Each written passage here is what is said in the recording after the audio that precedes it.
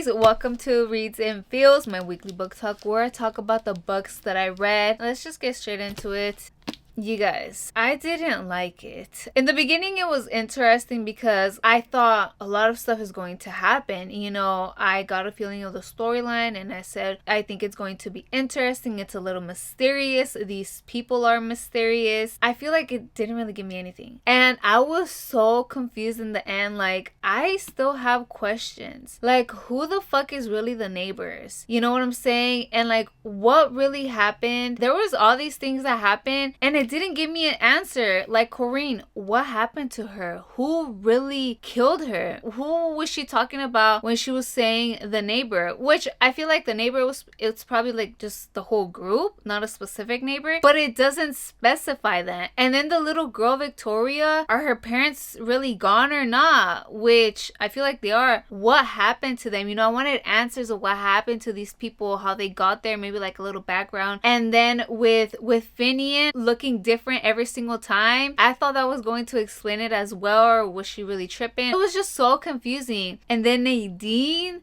I feel like she wasn't really pregnant, but was she really pregnant? What was going on? Who was she really? It was saying all these things, but it wouldn't specify it, and it wouldn't give us any background. It wouldn't give us anything of what truly happened, what was going to happen. In the end, Soul, I think she just becomes a part of it. I don't know. I felt like there was these two different things. Like, there was the neighbor and then there was her new community. But I don't know. Because then I feel like, okay, maybe her community was a neighbor and it was just the house she lived in that was okay. I don't know. Because see, then these letters of Sean leaving behind, talking about this lady. Who was really the lady? Was she like the leader of the neighbor? Or like, what was up with the house? Like, dude, it was just so many things. I had so many questions. If you have read this book, let's talk about it. It was a little bit scary. Like, I was just skimming through it, dude. I was like, yo, I'm just trying to finish this because what's it giving me? It wasn't giving me anything. After that book, I was like, dude, what the fuck can I read? What am I feeling? I was gonna read another thriller that I got from the library, but then I wasn't feeling it because I feel like, well, one of them I feel like is going to be good. The other one, I'm not so sure about it. And then I have romance books as well, but there was one that I said I wanted to read, so I read it, and it's a memoir.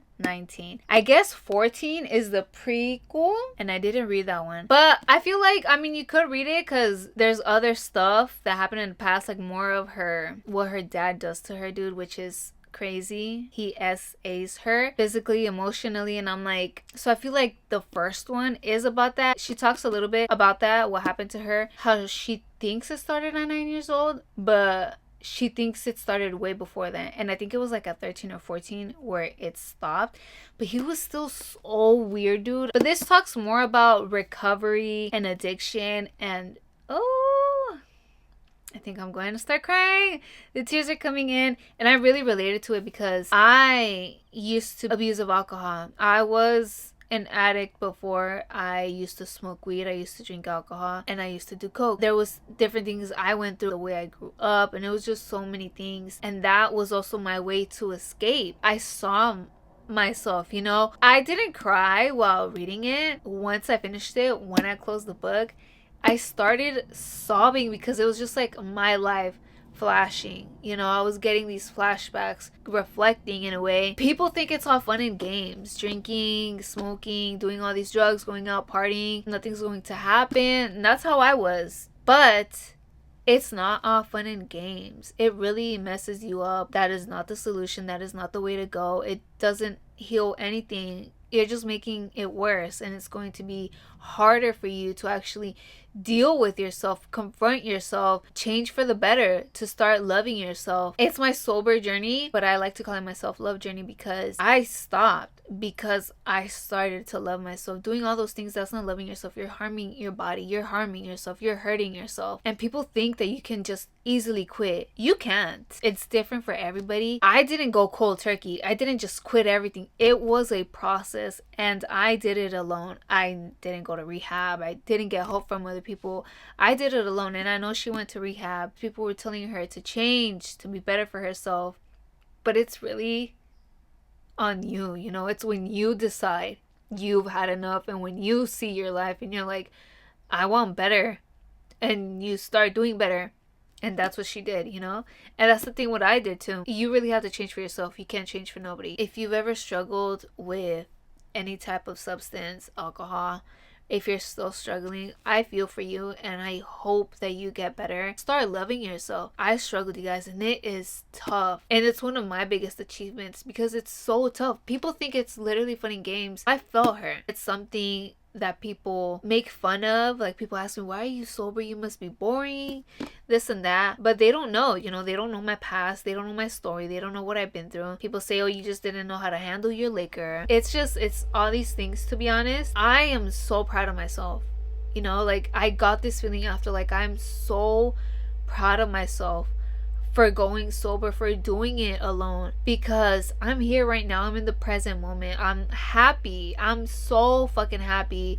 I'm so in love with myself, and I'm just working on healing, on loving myself every single day, because who knows where the fuck I would have ended up. I was doing the dumbest things, embarrassing myself, just making a fool out of myself. My life was going downhill. I hit rock bottom, and I said enough is enough. This was a book that I really related to, and I'm not saying I'm the best version of myself. I'm still working on becoming the best version of myself, every single day. And it was a motivation. I feel like I forget about that. I might be going through stuff. Made me think, like, dude, like, you went through this thing that a lot of people struggle with. A lot of people struggle with addiction. There's other things that I've done, but that's one of the things that I'm most proud of myself. It's literally one of my greatest achievements. You guys, it was wild. Like, the stuff I was doing, literally blacking out every day. I don't want to get too into detail, but the way I literally changed my life, and it is possible, you guys. It might take years, it might take months, it might take weeks, days. It's different for everybody, but you can change. You can